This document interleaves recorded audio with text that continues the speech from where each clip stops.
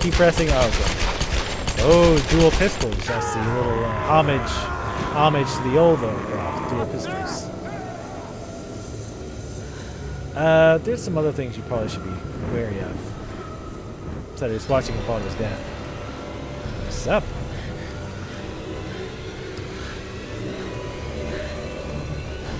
Stab her in the face.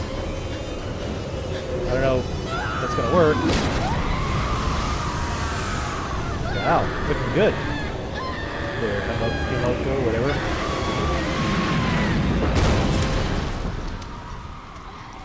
Well, good thing that process takes for goddamn ever. Assuming she wasn't actually transferred, which she might have been. Sam. Oh, Sam. Thank God. I am not Sam anymore. Lara. What's happening? I'm here. You're safe now. It's okay. It's okay. You saved me. I knew you would. I made you a promise. Let's get you home.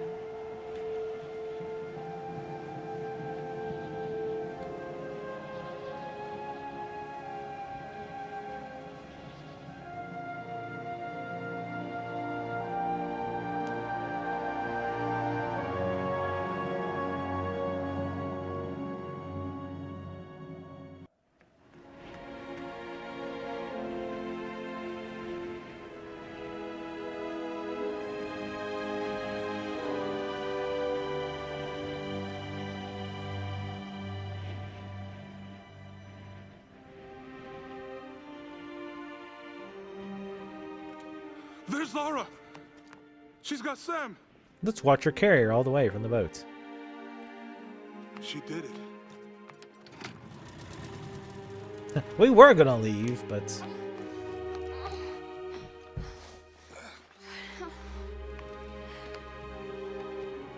I think she's going to be okay. What happened up there? It's over. We can go now. All right, let's get the hell out of here. Down with that. F this island.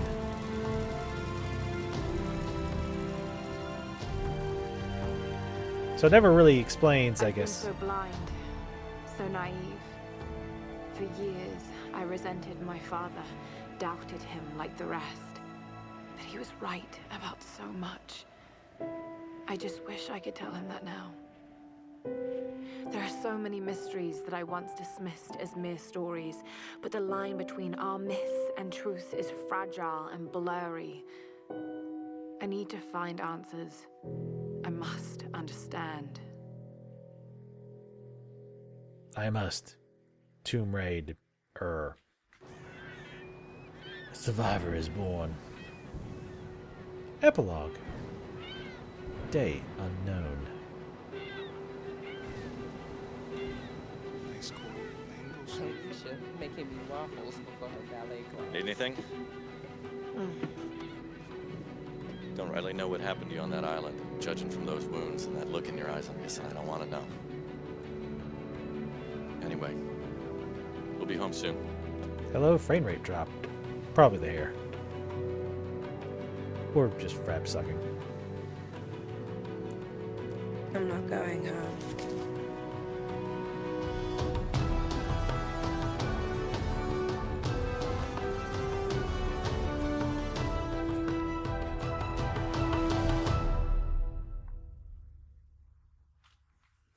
Oh, yes.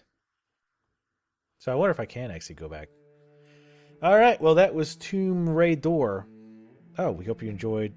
We have worked our hardest to bring you the best game we possibly could make. Thank you for taking the time to complete our game. Well, that's a nice little extra message in there. I enjoy that. Alright, so credits. This is usually where I discuss what I thought about the game, etc., etc. Obviously, if you watched this whole playthrough, which you should have, you should realize that I very much enjoyed it. There were some parts that were a little bit more sucky, as pretty much is going to be the case with any game, that I made sure to point out repeatedly But overall, a fantastic game. I had to say, when it was first announced, I was just like, oh, new Tomb Raider. Whatever. That sounds interesting, I guess. Because I wasn't really into the whole Tomb Raider thing. I'd never played any of the games. But, I got hyped more as I was watching and hearing more. As more information was coming out, I was like, oh, this game actually looks pretty badass. And it was also helped that the reviews that came out about a week before it was released were very, very good. But, I mean, aside from all that crap, obviously, beside the other people's reviews, I very much enjoyed it. Because it was actually damn good. I enjoyed the whole exploration aspect. The combat system was good. I really like the automatically hiding behind objects. That was really well done for the most part. Sometimes she would push herself into the cover when I really didn't want her to. But for the most part, it was really well done. And I think going forward, most games should do this instead of the press E to take cover crap. I think it should be you push against the cover and automatically you enter it. And then when you move out of cover. The environments were amazing. I really, really liked the environments. They were varied. They just looked phenomenal. The game in general looks phenomenal on PC, at least, with ultra graphics set. It looks really, really good. I know you guys can't really see that on YouTube, but believe me when I say this game looks incredible, especially with the hair effects on and working correctly, and her hair is not bugging out and going all over the place. Did it show the lead writer? Because the lead writer was... Oh, and I just forgot her name. Anyway, the lead writer. All the writers, I think, did a good job. The only thing that really bugged me about the story was when it dawned on her what was happening. And it's pretty obvious what was going on. Though I think they were when they designed it, they probably designed it in such a way that they assumed that the player didn't find any of the books or any of the documents. So if you don't read the documents, then maybe that was a surprise by that point in the game.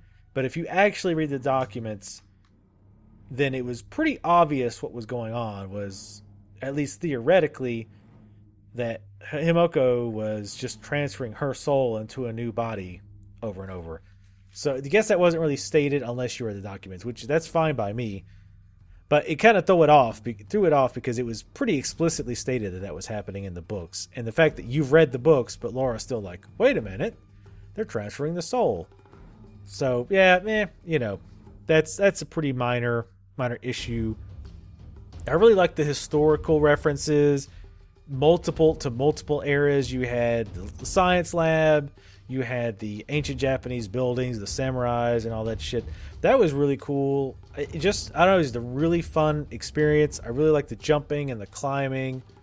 Felt really nice. I liked all the hidden things like the challenges, the GPS caches, the documents, which gave you more information about the island, the artifacts, which really didn't have anything to do with the story specifically, but gave the island a history. I think that was really, really cool. A cool extra. The voice acting was really, really good. Obviously, sorry, I keep saying because I always, when I'm thinking hard, I go which is I shouldn't do. Camilla Luddington, I believe that's how you pronounce her name, was the voice actress for Lara Croft. She did a really good job. They all did a good job, but of course you hear her more than anyone else, so she is the most important. And she did a very, very good job, I think, of conveying the emotions of the scenes, really getting you behind the character of Laura, made you care about her and the things that she was going through. Speaking of, the game also does a really good job of when you're in these situations, shit's breaking and you're trying to run, or you're high up on some radio tower and on a rickety ladder that's falling apart under your hands and feet. It really gives you that feel of, oh man, this sucks. This is tense. Even though it's scripted, it's still like, oh, it's still very, you get into it, which honestly doesn't really happen to me a lot in games. The music was pretty good. There was nothing too phenomenal, but I wouldn't have expected it to be. I usually prefer a more subdued soundtrack anyway. But other than that, just the general sound effects like the guns and what have you all sounded fine. Now, problems with the game, as I made very clear, the combat system itself is good. However, at least on the hardest difficulty, when they just start parachuting, and I'm just going to use that term now because Dragon Age 2 has ingrained that in my brain. The parachuting of enemies. Yeah, Camilla Luddington was Lara Croft. Anyway, wait, Samantha was two different people? How did that happen? I'm curious what happened there. Anyway, what was I going to say about the parachuting enemies, whether they're coming in from the roof or coming in through a window miraculously. The scripted fights really, really felt off. It just felt bad. It took me out of the game. It made me think very meta about this because it's like, oh, okay, well, I killed this last enemy and more enemies are going to drop to the roof. They're going to come in through the windows. Oh, yep, and there they are. Or you look at a layout of an area when you come through the doors and you're, okay, I'm obviously going to fight here because there's a lot of cover. There's different, just the way the room is laid out. It's obvious you're going to fight there. And bam, as soon as you cross that magical trip line, enemies spawn. Even if you've killed everything and explored everything in that area, because you're in a slightly different area, different spot, you cross that magical line and enemies just spawn. That's just very, very fake. It took away the feel of being in the world, and I really didn't like it. Also, later on, not only do they just keep throwing enemies at you over and over again, they've all got the assault rifles, which is really annoying just because they become so ridiculously powerful and they're throwing the dynamite at you and shit. Again, I realized it was on hard, but it was more tedious than difficult, I guess. You pretty much have to switch to a firearm at that point, which, makes sense. I'll be taking out waves of guys with assault rifles with a bow and arrow. Unless you're Rambo, which he's pretty close. But yeah, I would have preferred, even though I liked the combat, I would have preferred one, less of it. Maybe not a whole lot less, but just maybe when you encounter it, one, it's not so scripted and fake, and two, not so many waves of enemies spawning out of nowhere with obvious set points where it's like, oh, I've killed the last enemy and now 3 more enemies spawn. Things like that.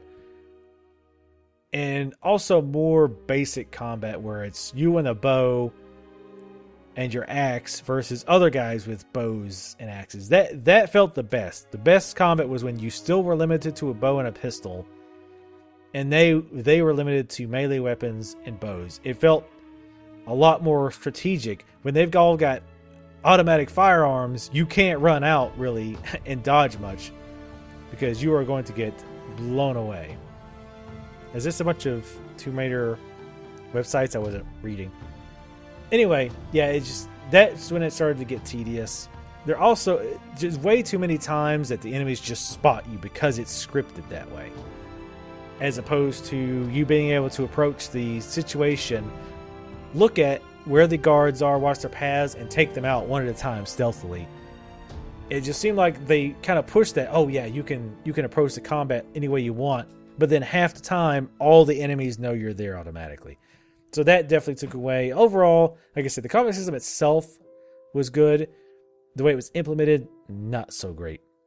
Let's see. Lastly, thank you to the incredible community of passionate artists, authors, bloggers, cosplayers, and superfans who tirelessly supported Lara since 1996.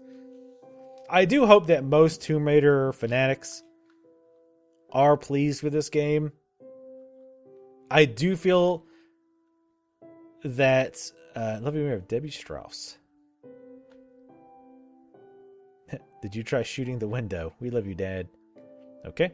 Anyway, I feel that if there's a major complaint that probably the old school Tomb Raider folks have that I've heard, is there's too much combat compared to old Tomb Raiders, which I actually agree with, as I've went at over length. But overall, I think it was a great game. Overall, good timing, because I was just about to get my score. For my score, out of 1 to 10, congrats, you completed the story with an overall game completion of 92%. You may return to the island by selecting continue in order to complete any of... Okay, so they will let you go back. That's cool. As far as a score,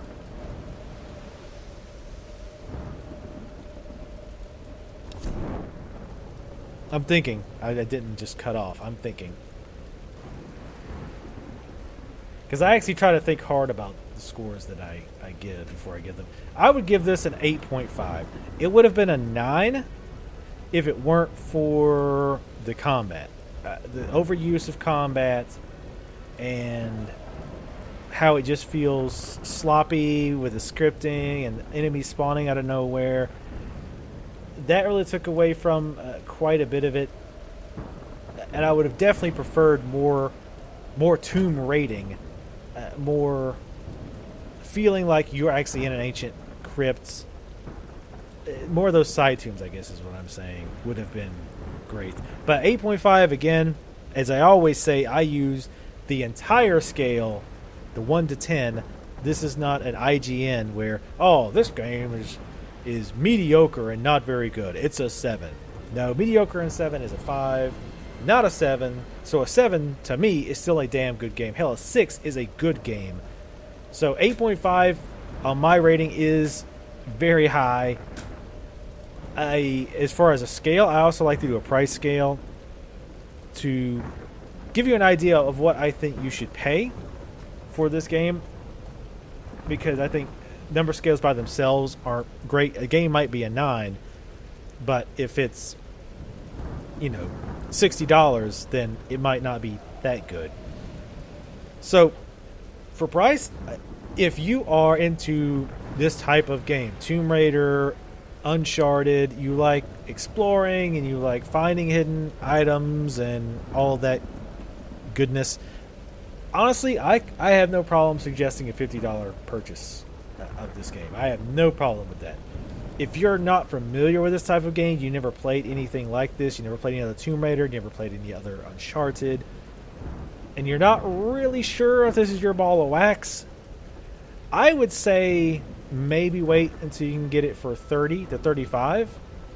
Just because, again, if you don't really know if you're into this, I wouldn't suggest $50. But the flip side is that I think it's so good that even if you're not sure, or if you're not experienced or don't have a history with games like this, I honestly believe that you will enjoy it.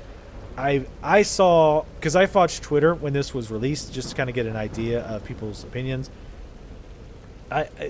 Tons of people love this game. I saw very, very few people who played this and didn't enjoy it. So I would say anywhere from $30 to $40 if you've never played anything like this. It would be worth it, in my opinion. I think it would be difficult for you not to enjoy Tomb Raider. So that's my thoughts. I very much enjoyed playing this.